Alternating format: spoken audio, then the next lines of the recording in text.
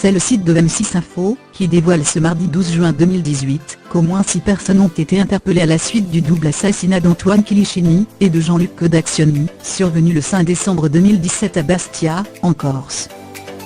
L'enquête s'est accélérée en juin après la mise en examen d'une demi-douzaine de personnes à la suite d'un coup de filet en Haute-Corse, et dans la région de Marseille.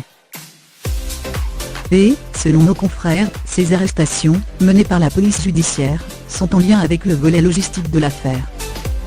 Parmi les personnes entendues par les enquêteurs de la Brigade nationale de lutte contre la criminalité organisée Corse, BNLCOC, et de la Direction régionale de la police judiciaire, DRPJ, d'Ajaccio, certaines étaient déjà écrouées pour d'autres affaires.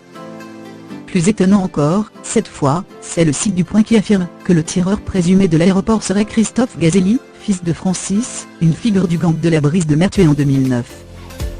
Le site affirme qu'il a été mis en examen avec son frère Richard après un précédent coup de filet, la semaine dernière, mais qu'il a fait valoir son droit au silence au cours de sa garde à vue.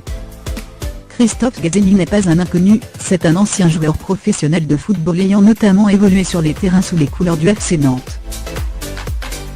En 2011, il avait attaqué son club au Prud'homme à Nantes, pour contester son licenciement pour faute grave, on lui reprochait un abandon de poste. Il avait été débouté en 2015. Dans le jugement, disponible en ligne, on apprend que le joueur a quitté Nantes sans laisser d'adresse de correspondance en Corse.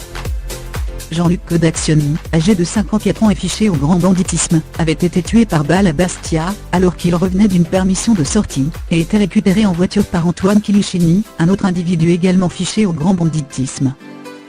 Il était incarcéré à la maison d'arrêt de Borgo, Haute-Corse, après avoir été condamné en février 2016 à 4 ans de prison pour association de malfaiteurs en vue de la préparation du meurtre en bande organisée de Jean-Claude Colonna. Ses obsèques se sont tenues le 17 décembre en présence notamment de la chanteuse Jennifer, sa nièce. Il était le mari de sa tante Corinne.